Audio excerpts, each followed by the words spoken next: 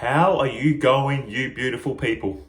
These, these are the type of videos I love because it's answering your questions. And the questions that are asked in this video are in reference to another video, which I'll link in the description below if you want to check that out.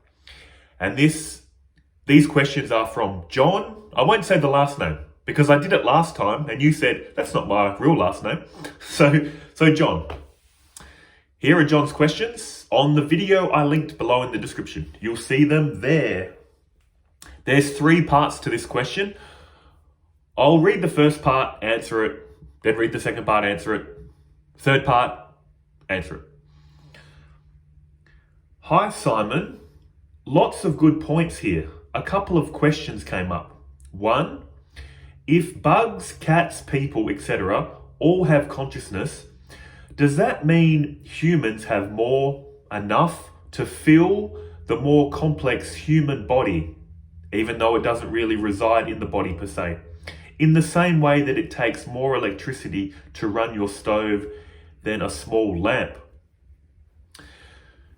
If we look at this picture, which I used in that video, what this represents is that sun in the sky represents your true self. Picture that sun like consciousness, the light of knowing. Consciousness is a light. It illumines this reality. It is also that which powers this reality, which is why I refer to it as electricity as well. But in this example, picture yourself, true self, as that light, that sun in the sky. And these buckets illumining all of our bodies. And just quickly, imagine if there were 8 billion buckets. So these buckets represent all of our bodies, 8 billion people. The water inside those buckets represent our minds. They say in Advaita Vedanta, our mind has the ability to reflect consciousness, as you can see in this picture. Also, when I was a kid, I don't know whether you've done this, I would take a mirror or 2 mirrors as a kid and redirect the sunlight in any direction I choose. I'm sure you may have done this. The mirror can redirect the sunlight and you can direct it left, right, up or down. That's what they're saying with our mind. Our mind has the ability to reflect consciousness, just like that little thing we did as children. But again, in this example, imagine 8 billion buckets. And to represent the quality of our minds, imagine a spiritual person has clear water. So it has a clear reflection. That's another thing we have to remember. The quality of our world is reflected, the quality of the world we perceive is the quality of our mind. A calm, stable mind sees a calm world. You see problems in the world, but you're not so caught up in the problems. You realize clearly why there are problems. People are seeing reality through separation. People that are angry are hurting. You clearly see suffering and problems, but you know the reason why. And because you know the reason why, you don't hate people. You understand why they're doing it. So that's a clear bucket. So that's clear water in a bucket, the spiritual mind. The next type of person would have pretty much clear water, but a little bit of dirt. That's the person they're not really into spirituality, but they're a good person. They've got morals. They're not really into spirituality. They're a decent, law-abiding citizen. They want the world, but they go about it in an ethical way. Water with a bit of dirt. Now the more, let's say, evil person, misguided person, has water in their bucket, of course, but with a lot of dirt in it. And that dirt clouds their reflection. This reality is a reflection of their mind. They just see anger, hate, misery. They blame the world for their problems, not realizing it's all the dirt that needs to be removed. Now again, imagine 8 billion buckets. That one sun, non-duality saying, is our true self, the true self of all, reflecting consciousness in each of these buckets. We're all at different states as well. There's 3 states, isn't there? Waking state, dream state, and deep sleep. So imagine some of these buckets, it's just as it's presented, just a bucket with water in it. Picture that as the waking state.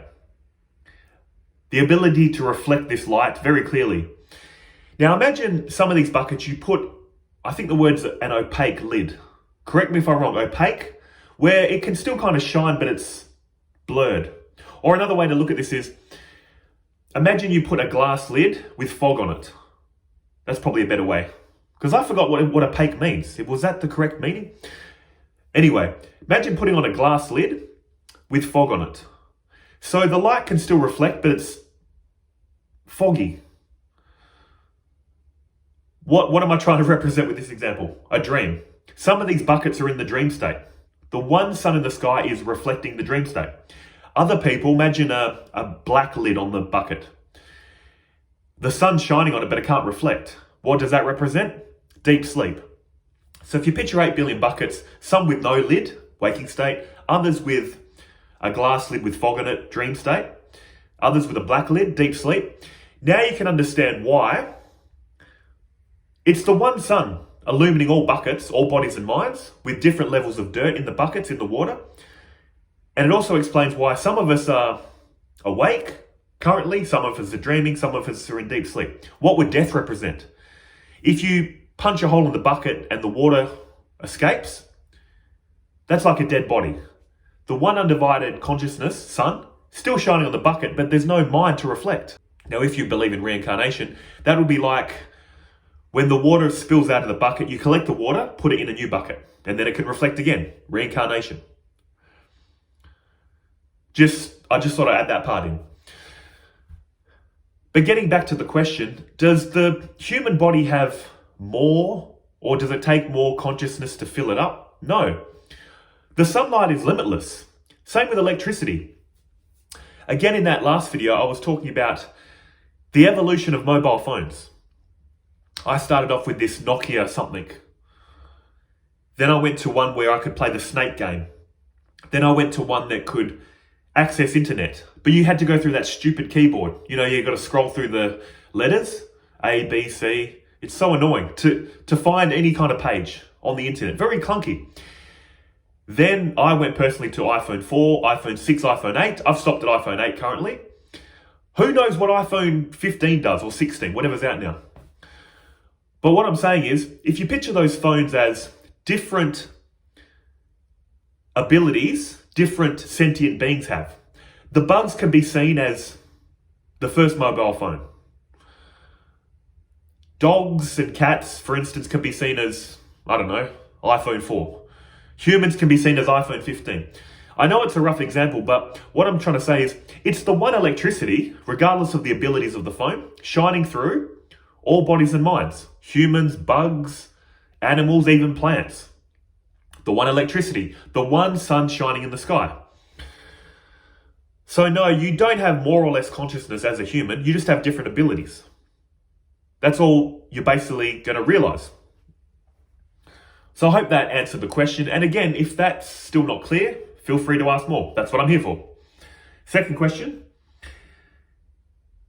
Our consciousness illumines all three bodies. This makes sense. Not sure if that is our subjectivity, or what is sometimes called the observer, the thing that watches events, objects outside itself, the one appearing separate which the ego sees as me. Whatever this consciousness is, it sounds like it's non-individuated. It just feels like it's individual while in the body, certainly before one becomes aware of what it actually is. Again, yes, this witness state, this pure witness that you are, picture it like electricity. It's illumining the causal body, subtle body, and waking body. It's the witness and the animator of this. I haven't brought this in to my videos for quite some time.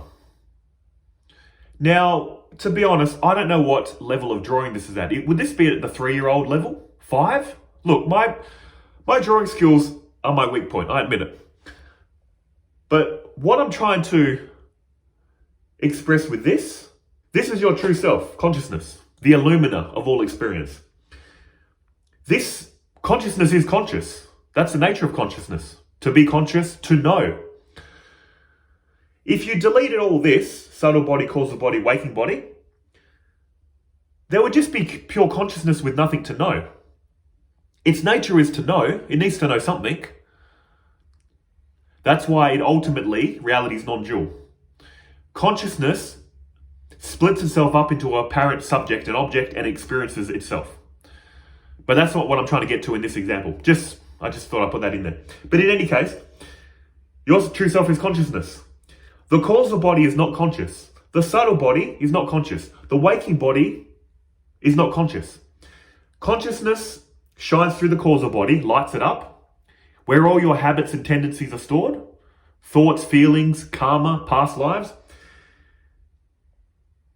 This gives rise to the causal. Causal gives rise to the subtle. In other words, your soul, that inner body that feels like, I'm this person, I'm living in this body, I have thoughts and feelings, I can think of past and future. The subtle body, the soul. And the subtle body gives rise to the waking state body. That's what they're saying in Hinduism. When we fall asleep, waking state body resolves into the subtle body, then we just experience a world of dreams. Then when we're in deep sleep, the subtle body resolves into the causal body. We experience a blank. Consciousness has always been consciousness. When these shut down, it appears as a blank because the mind is not active. Again, the mind has the ability to reflect consciousness. So when the subtle body is active, the mind is active. It makes reality appear as a dream in the dream state. When the waking state body comes back online, we experience the waking world. We experience the collective dream. They say this reality is a collective dream. Rupert Spira summed it up beautifully. There isn't one world with 8 billion conscious entities. There is the one consciousness experiencing 8 billion worlds. I'm in my own world, so are you, so are 8 billion of us. We're all in a collective dream. We're all not seeing the same reality. So I thought I'd just go over that part again before I talk about this witness state. This pure witness cannot be known. It can only be intuited. Actually, again, that's what I forgot to mention. Pure consciousness lights up the causal body, subtle body, waking body, and through self-inquiry, this person is into non-duality, Advaita Vedanta. That's why they're so happy. They've realized their true self. If they didn't, they would be frowning. But basically what happens is consciousness makes the causal body, subtle body, waking body known and sentient. And when you get into non-duality, the mind can be used to intuit that's what you are. What are we doing in self-inquiry? I'm aware of the body. I'm aware of my thoughts and feelings. I'm aware of the blankness prior to thoughts and feelings. So what am I? I know all this. So the waking state person that we are right now is used as an instrument to realize your true self. It works together so beautifully. Consciousness makes the waking state person known, and the waking state person, when they get into self-inquiry, has the ability to realize their self as non-objective consciousness. It's like that saying, if you've ever heard it. To be a human is the universe knowing itself. The universe is pure consciousness, but was not conscious of itself. But through all this evolution, it has come to the state of being humans like us, and we have the ability to recognize ourselves. Being a human is the universe becoming conscious of itself. It is true. That's what I was trying to point to in that example. And this true self that you are is always being your true self. Whether you realize that or not, it's always the case. That's why a lot of teachers in Neo-Advaita say, you're already enlightened, call off the search. It's true. You're always being your true self, but the problem is most people don't realize that. Or they get a glimpse of it, and then they say, call off the search. There's no one here, nothing to do. But that's the problem. If you want the full benefits of this teaching, you need to intuit your true self is the light of reality. Your true self is lighting up this reality, causing everything to function.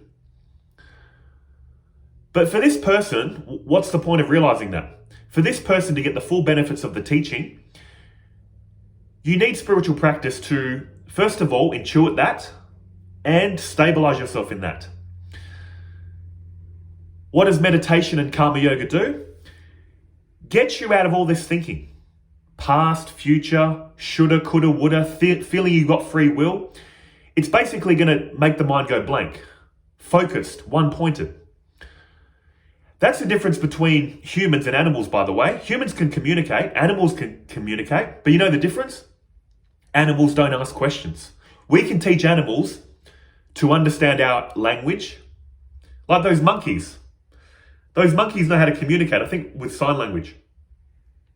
But one thing, whatever we teach our pet birds to say, monkeys to say, dogs to do, they understand our language. They never ask questions.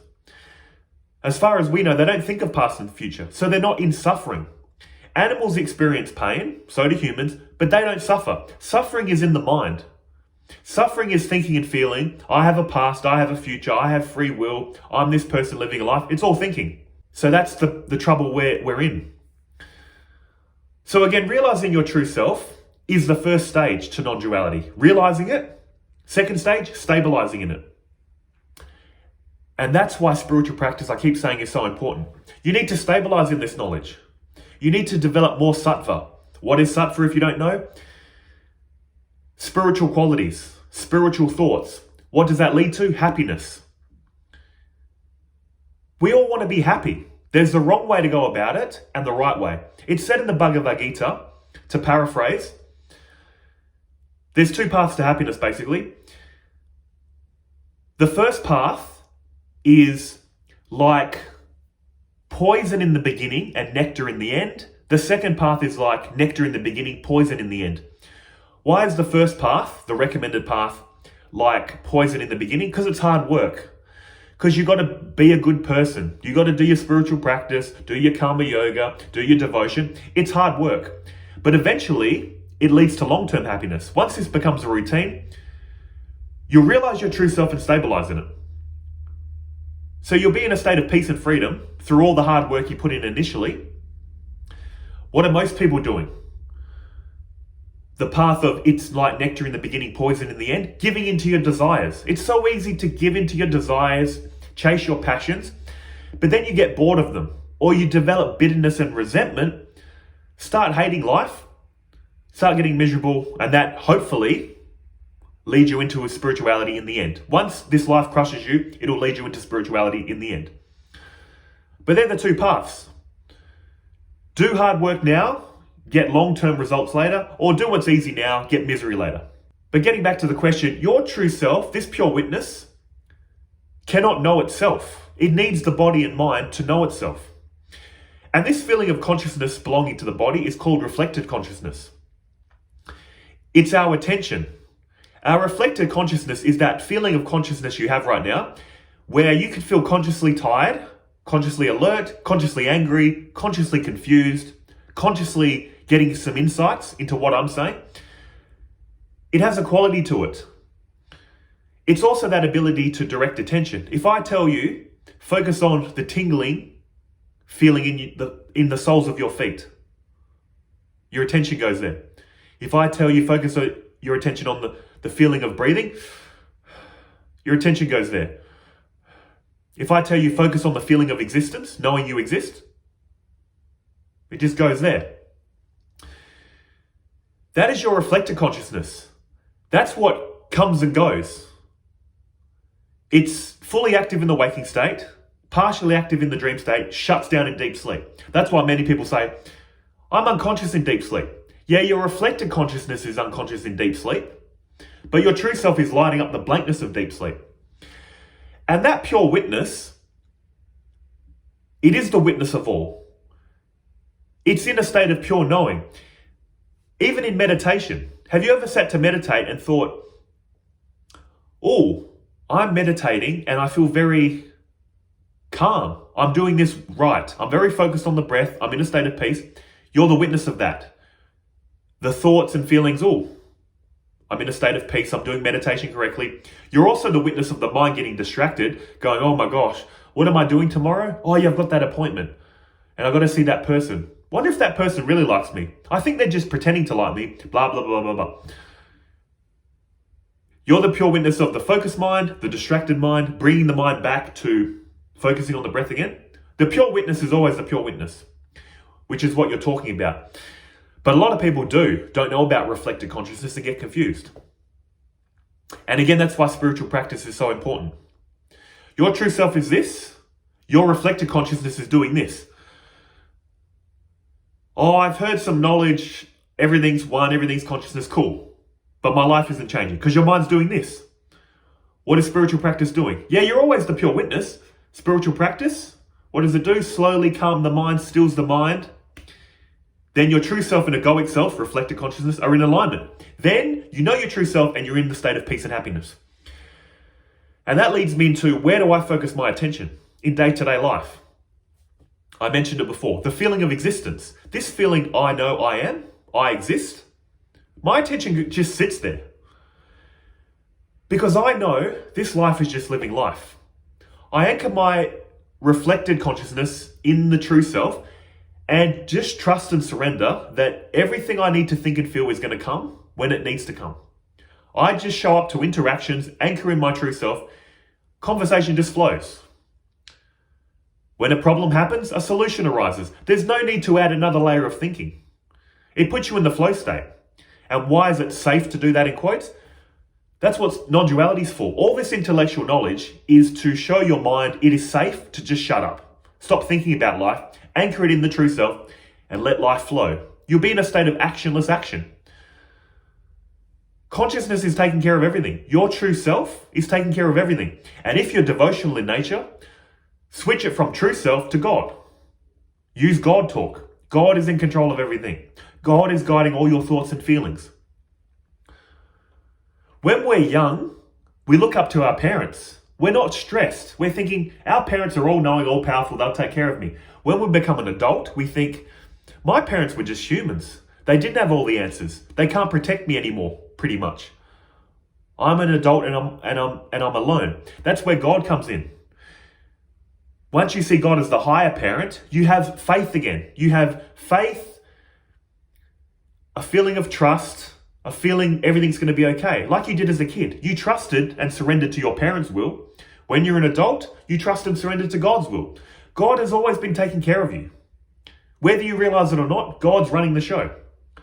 So instead of saying your true self, replace it with God. It doesn't matter the terminology. All that matters is the state you're going to get to. Feeling of inner peace, happiness, surrender. So I hope that answered your question. I go off on these little, you've seen a few of my videos. I go off on these little tangents. I don't stick to the point, but I hope it helped. And the third and final question, do you accept the teachings around the Yugas?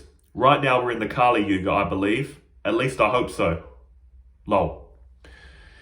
Yes, the Yugas, there's two ways I've heard that this is explained.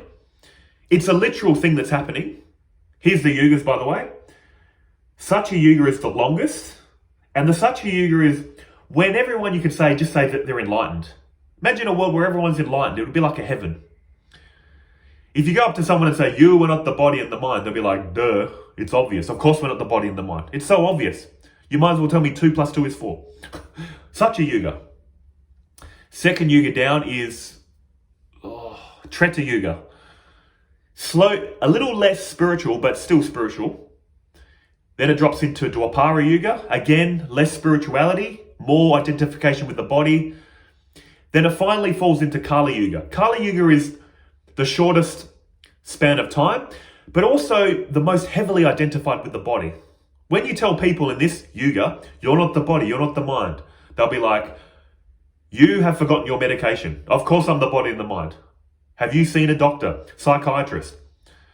They'll think you're crazy. Most people. Of course I'm the body and the mind. We're heavily identified with body and mind in the Kali Yuga.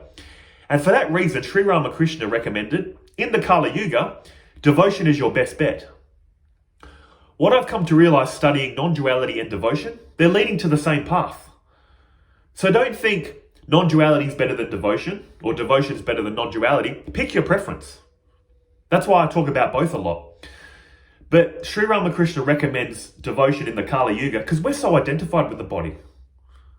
We think we're this, so it's better that this little thing, this ego, devotes to a higher power. That will put you in the state of surrender, trust, inner peace. The result's the same. That's all I'm saying.